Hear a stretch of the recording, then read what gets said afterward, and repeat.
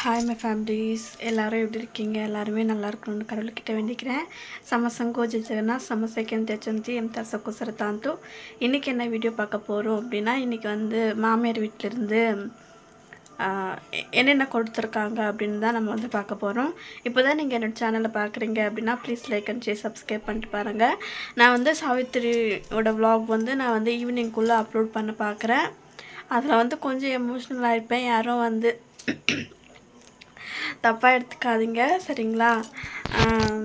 வேறு ஏதாவது தப்பாக அதில் வந்து இதாக இருந்தால் கூட என்னை மன்னிச்சிக்கோங்க. யாரும் தப்பாக எடுத்துக்காதீங்க. Thank you so much. எல்லாேருக்கும் சப்போர்ட் பண்ண எல்லாருக்குமே ரொம்ப ரொம்ப தேங்க்ஸ். நிறைய பேரும் லைவில் வந்து சாவித்திரி பூஜைனா என்னென்னு கேட்டிருந்தீங்க. சாவித்திரி பூஜை அப்படின்றது வந்து ஹஸ்பண்ட்காக நீண்ட ஆயுளுக்காக வந்து விரதம் இருந்து ஃபுல் டே சாப்பாடு எதுவுமே சாப்பிடாம வெறும் பழங்கள் சாப்பிட்டு சாமிக்கிட்ட விரதம் வச்சு இந்த மாதிரி கயிறு கட்டுறது தான். அதை நான் வந்து ஃபுல் vlog-ஆ வந்து எடுத்திருக்கேன். அதை நம்ம வந்து பார்க்கலாம். முதல்ல நம்ம வந்து மாமியார் வீட்டிலேருந்து என்னென்ன வந்துச்சு அப்படின்னு சொல்லிட்டு பார்த்துட்டு அதுக்கப்புறம் நான் ஈவினிங் மேலே உங்களுக்கு வந்து அந்த வீடியோவை அப்லோட் பண்ணுறேன். இப்போ தான் நீங்கள் என்னோட சேனல் பார்க்குறீங்கன்னா please like and share subscribe பண்ணிட்டு பாருங்கள். வாங்க வீடியோக்குள்ளே போகிறோம். மாமியாரோட அம்மா வீட்டிலேருந்து என்னென்ன வந்திருக்குன்னு நம்ம இன்றைக்கி பார்க்க போகிறோம்.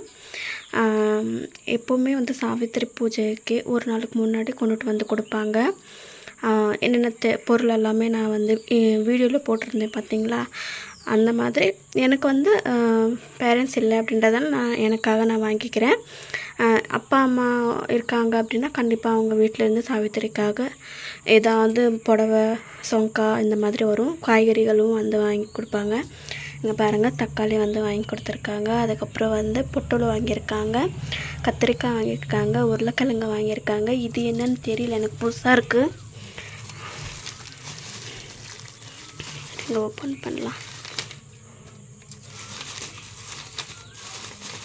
2 கவரில் எடுத்துகிட்டு வந்திருக்காங்க. இது என்னன்னு உங்களுக்கு தெரிஞ்சுன்னா எனக்கு சொல்லுங்கள். நான் ஃபஸ்ட்டு டைம் பார்க்குறேன். வித்தியாசமாக இருக்கே.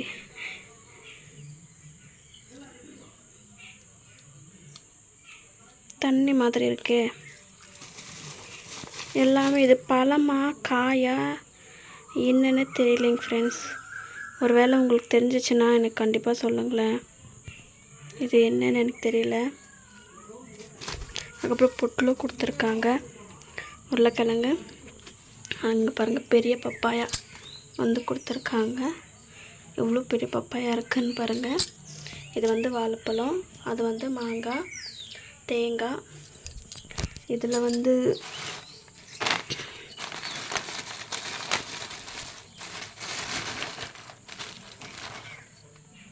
இது கல்கண்டு. இது வந்து ஜவ்வரிசி. இந்த விரதத்தில் வந்து சாப்பிட்றதுக்காக ஜவ்வரிசி கல்கண்டு வந்து கொடுத்துருக்காங்க. ஷைனிங்காக இருக்குது பாருங்களேன்.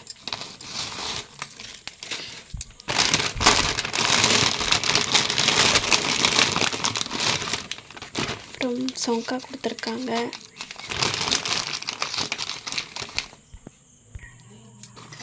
பாருங்கள் ஃப்ரெண்ட்ஸ், சொங்கா கொடுத்துருக்காங்க. அதுக்கப்புறம் குங்குமம், அதுக்கப்புறம் வந்து ப்ளவுஸ் மாமியாருக்காக. அதுக்கப்புறம் இது வந்து இன்ஸ்கர்ட்டு. அதுக்கப்புறம் இது வந்து புடவை.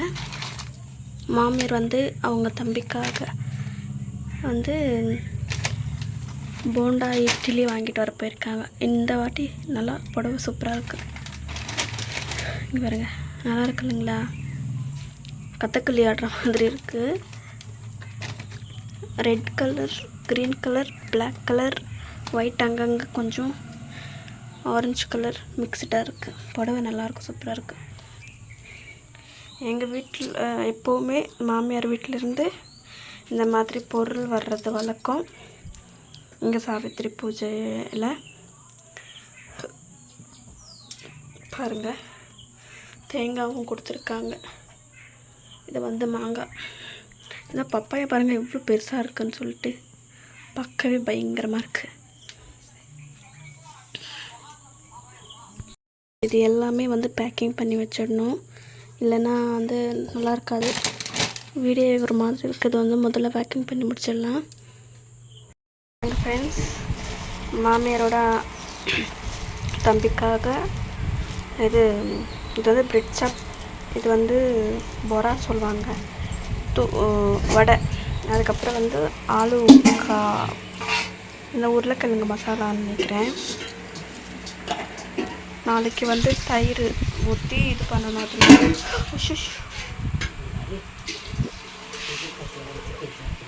எவ்வளோ கீரைலாம் விழுந்துச்சு. இது 2 லிட்ரு. ஆனால் நல்லா அடுப்பில் வந்து நல்லா சுண்டி எடுத்தால் தான் வந்து நல்லா டேஸ்ட்டாக இருக்கும் அப்படின்னு சொல்லிட்டு பண்ணாங்க.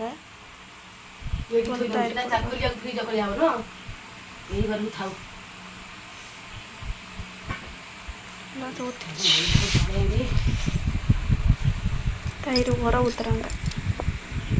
ଖଟା ହେଇଛି ଦେଖିବି କେମିତି ଦେଖିବ? ଚାଖିକିରି ଖଟା দিয়ে ତ କ'ଣ ପକେଇବି? ଖଟା ହେଇନି ଆଉ ସବୁ ପକେଇ ନେଉଛି. ବସି ଦେଇଦେଲା. பாருங்கள் ஃப்ரெண்ட்ஸ், மாமியாரோட தம்பி கிளம்பிட்டுருக்காங்க.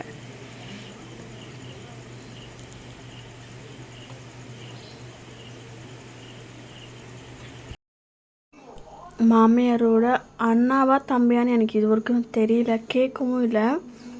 தம்பி மாதிரி தான் தோணுது. அதுக்கப்புறம் அவங்களோட வீடியோ எடுத்துகிட்டு இருந்தேன் அப்படின்னு சொல்லிட்டு இவங்க வந்து சொல்லிக்கிட்டு இருந்தாங்க என்கிட்ட. பார்த்துருப்பீங்கன்னு நினைக்கிறேன், மாமியார் வீட்டிலேருந்து என்னென்ன கொண்டுட்டு வந்தாங்க அப்படின்னு சொல்லிட்டு.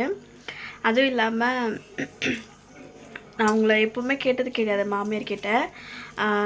அவங்க வந்து உங்கள் தம்பியா அண்ணா அப்படியா அப்படின்னு சொல்லிட்டு, அது என்னவோ அது கேட்கணுன்னு தோண மாட்டேங்குது.